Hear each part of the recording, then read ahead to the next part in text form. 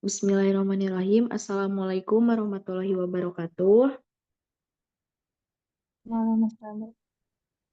Warahmatullahi wabarakatuh. Perkenalkan, kita dari kelompok 5 mata kuliah studi masyarakat Indonesia dan ada dosen pengampu yaitu Ibu Yani Sri Astuti. Nah, kami di sini akan mempresentasikan tentang materi identifikasi pencemaran kawasan objek wisata Situ Gede, Kecamatan Mangkubumi, Kota Tasikmalaya. Nah, sebelum lanjut ke materi, saya akan mengenalkan anggota kelompok saya. Nah, yang pertama, saya Hana Puspita sebagai moderator, kemudian ada Adrian Muharam sebagai pemateri, kemudian Revi Meliawati sebagai pemateri juga, ada Sri Putri Rahayu sebagai pemateri, dan ada juga Rizbulo Apriliano sebagai pemateri. Nah, untuk mengefektifkan waktu, kita lanjut kepada pokok pembahasan. Nah, pada pokok pembahasan yang pertama yaitu ada pencemaran lingkungan, ada macam-macam pencemaran lingkungan, ada sampah, jenis sampah, kemudian pengunjung dan masyarakat, dan yang terakhir ada lingkungan. Kemudian pada pokok pembahasan kedua ada kondisi geografis, analisis sistem adaptasi. Lanjut.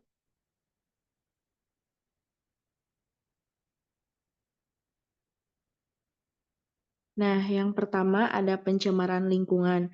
Pencemaran lingkungan merupakan masuknya segala sesuatu, baik benda ataupun makhluk hidup yang masuk ke dalam lingkungan dengan jumlah tertentu, sehingga keseimbangan lingkungan menjadi tidak baik dan tidak berfungsi seperti fungsinya.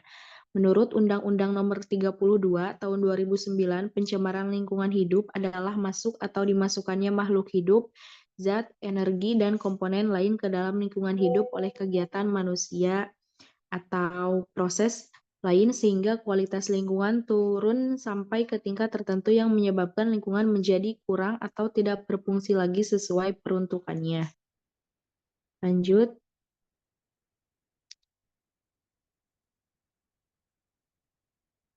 Nah, kemudian ada macam-macam pencemaran lingkungan. Yang pertama, ada pencemaran tanah. Pencemaran tanah banyak disebabkan oleh sampah-sampah rumah tangga, bisa pasar, industri, kegiatan pertanian, dan peternakan.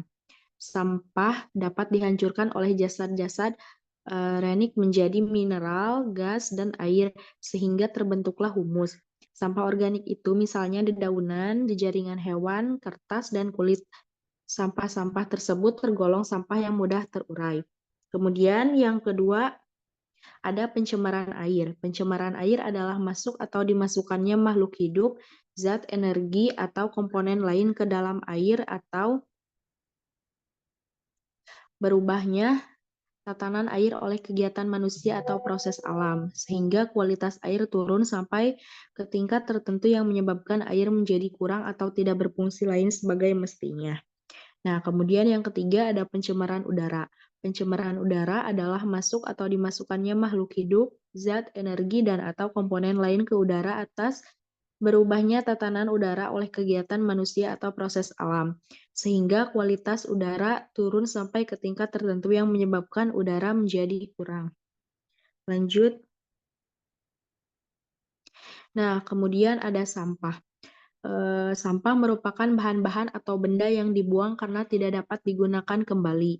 Berdasarkan Undang-Undang Nomor 18 Tahun 2008, definisi sampah merupakan sisa kegiatan sehari-hari oleh manusia atau proses alam yang memiliki bentuk padat atau semi padat berupa zat organik atau anorganik bersifat dapat terurai atau tidak dapat terurai dan sudah tidak berguna lagi yang kemudian bisa dibuang. Nah, selanjutnya akan dibacakan oleh Tian Muharam.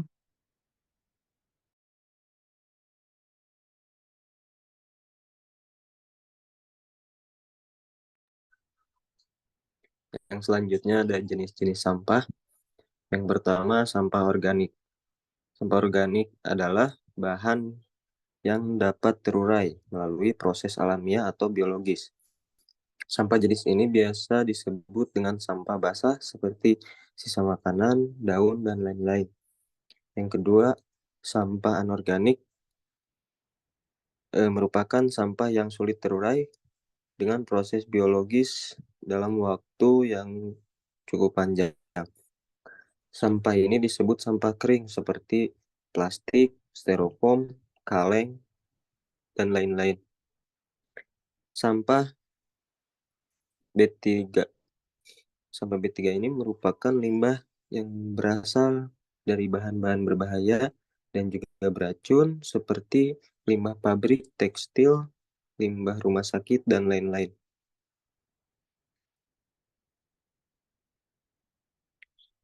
Next. Yang selanjutnya ada pengunjung dan masyarakat. Masyarakat merupakan kumpulan manusia yang mengadakan hubungan satu sama lain, baik secara perorangan maupun secara berkelompok, yang terikat oleh suatu sistem adat istiadat tertentu.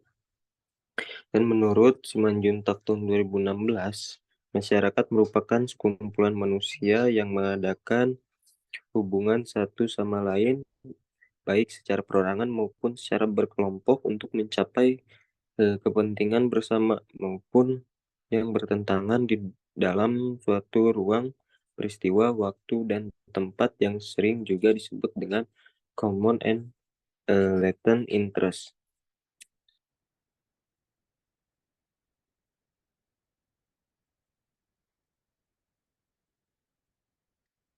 Yang selanjutnya ada lingkungan. Lingkungan merupakan suatu media di mana makhluk hidup tinggal, mencari, dan memiliki karakter serta memiliki fungsi yang khas, yang mana terkait secara timbal balik dengan keberadaan makhluk hidup yang menempatinya, terutama manusia yang memiliki peranan yang lebih kompleks dan real. Lingkungan menurut Kamus Umum Bahasa Indonesia, Purwadarminta, tahun Nulaka tahun 2008 nomor 25 adalah berasal dari kata lingkungan, yaitu sekeliling atau sekitar.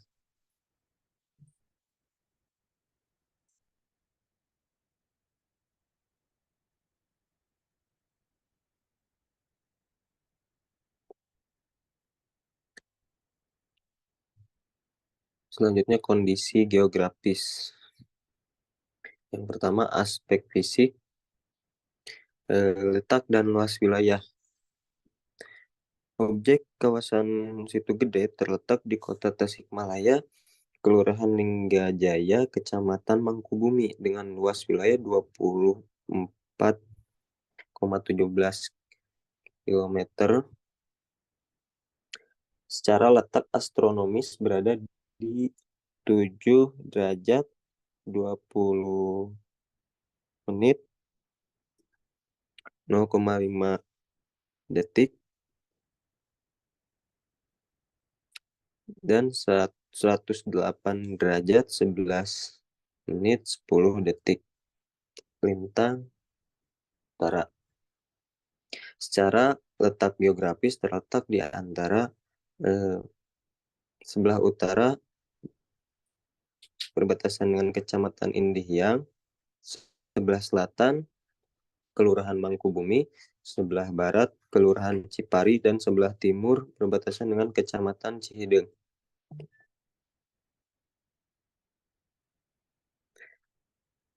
Kemudian B. Topografi wilayah merupakan studi relief atau penampakan muka bumi yang ditinjau berdasarkan tinggi rendahnya suatu permukaan atau elevasi suatu tempat.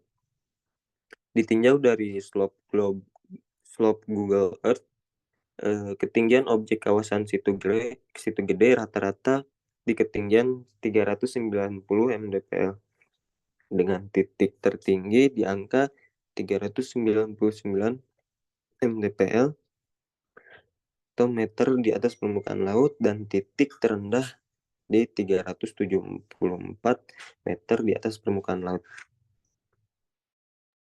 Baik, pemateri selanjutnya akan dibacakan oleh Revi.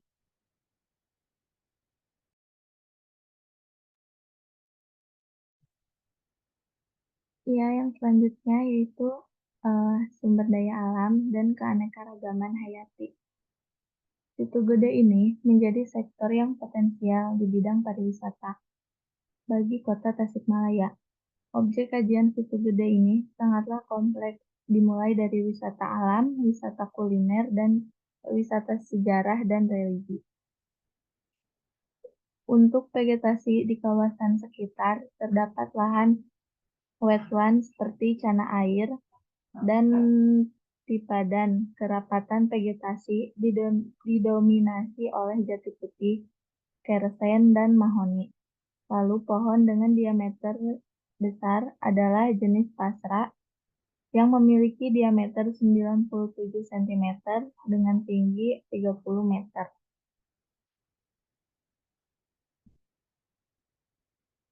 Kemudian ada perumahan dan pemukiman. Perumahan dan pemukiman di daerah kawasan objek wisata Situ Gede ini termasuk kategori masuk ke dalam kepadatan pemukiman sedang, di mana terdapat beberapa perumahan di sekitar objek wisata dan rumah warga dengan kerapatan yang sedang. Di Kelurahan Linggajaya sendiri memiliki 18 RW dengan jumlah RT sebanyak 82. Selanjutnya ada aspek manusia, sejarah dan latar belakang.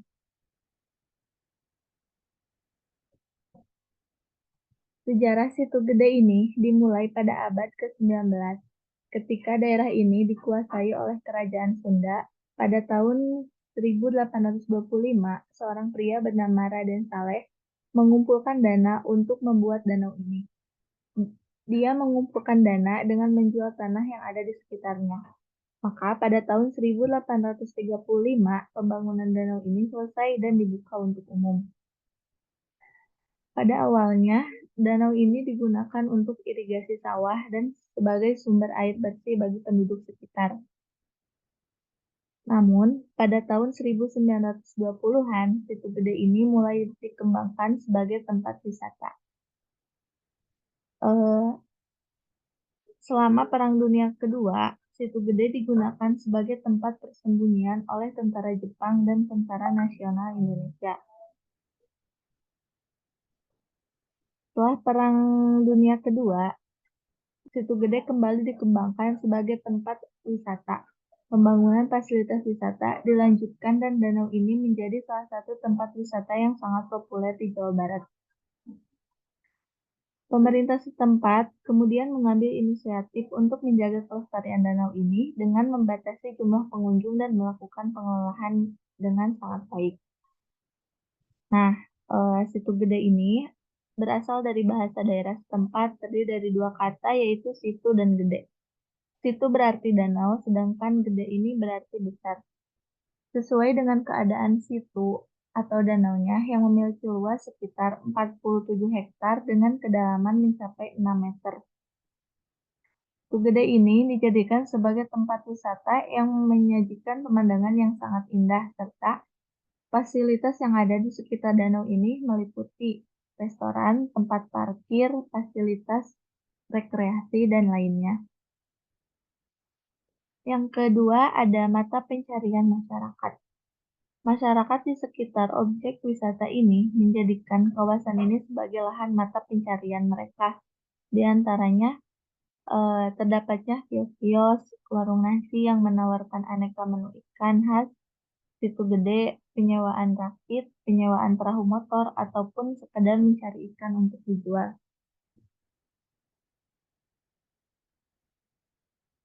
Selanjutnya ada analisis sistem adaptasi dan etika. Yang pertama ada permasalahan lingkungan. Permasalahan lingkungan yang ada di wilayah kawasan objek wisata Situ Gede yaitu tentang pencemaran lingkungan, di mana pencemaran lingkungan ini didefinisikan sebagai perubahan faktor abiotik akibat kegiatan yang melebihi ambang batas toleransi ekosistem biotik. Aktivitas sehari-hari yang tanpa disadari menjadi faktor rusaknya lingkungan di wilayah ini, diantaranya penggunaan kantong plastik secara masif, pembuangan sampah bekas dagangan sekitar wilayah objek wisata, pembuangan limbah deterjen ke situ gede, pencemaran yang terjadi di wilayah objek wisata situ gede diantaranya yang pertama ada pencemaran air, yang kedua ada pencemaran tanah. Pencemaran air ini merupakan polusi air di wilayah objek wisata situ gede dapat disebabkan oleh beberapa jenis pencemaran sebagai berikut yaitu pembuangan limbah industri, sisa insektisida, pembuangan bekas perahu yang sudah tidak dipakai, dan pembuangan sampah domestik, misalnya sisa deterjen yang mencemari air tersebut. Yang kedua ada pencemaran tanah di wilayah ini, yaitu objek wisata situ gede ini disebabkan oleh beberapa jenis pencemaran, di antaranya sampah-sampah plastik yang sukar hancur, botol, karet sintesis, dan kaleng. Selanjutnya akan dilanjutkan oleh Pipit.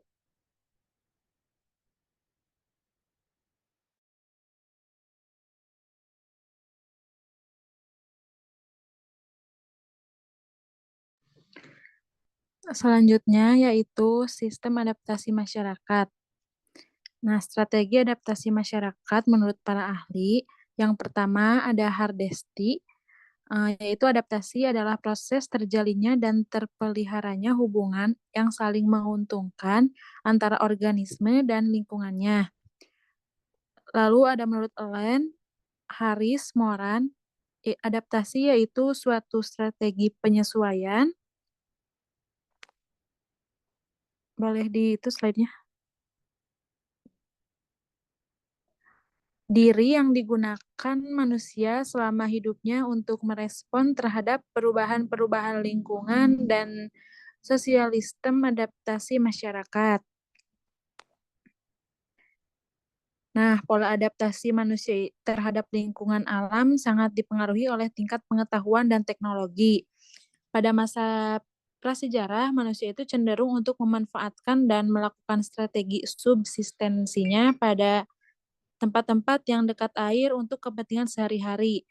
Sumber-sumber makanan berupa flora dan fauna di tempat-tempat yang aman dan nyaman, meskipun lingkungan itu merupakan salah satu faktor dominan yang mempengaruhi pola kondisi pada masa prasejarah. Lalu di samping faktor lingkungan alam, faktor ekonomi dan politik juga sangat berpengaruh terhadap pola adaptasi manusia. Dengan semakin kompleksnya kehidupan di mana populasi penduduk itu semakin meningkat, maka kebutuhan manusia itu semakin beragam. Next.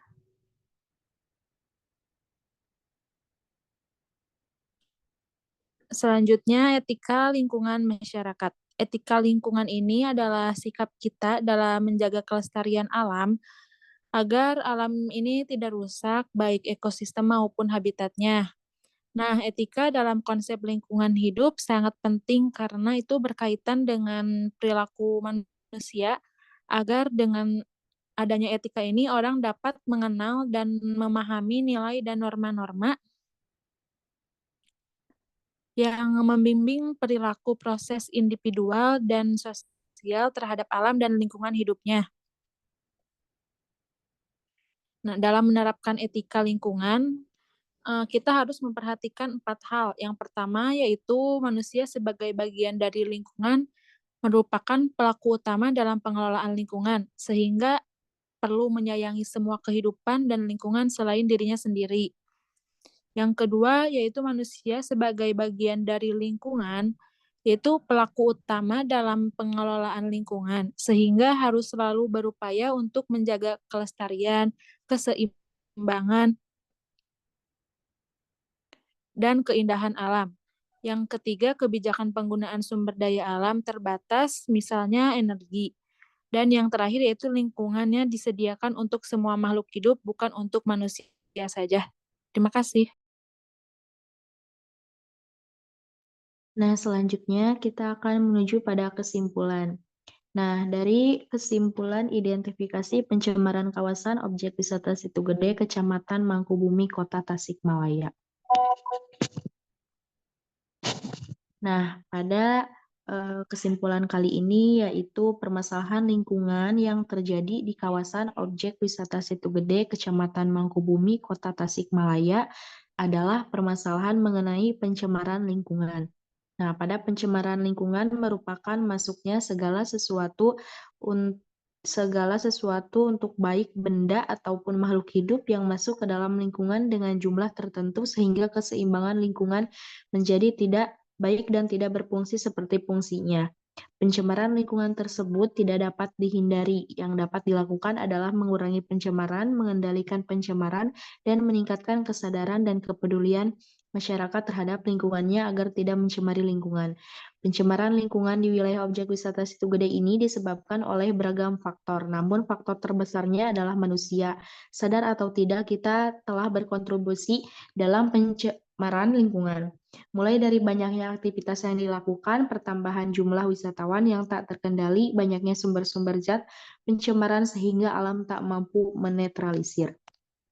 Baik, cukup sekian presentasi dari kelompok kami. Mohon maaf bila banyak kekurangan dan salahnya. Wabillahi taufiq wal hidayah. Wassalamualaikum warahmatullahi wabarakatuh. Waalaikumsalam warahmatullahi wabarakatuh.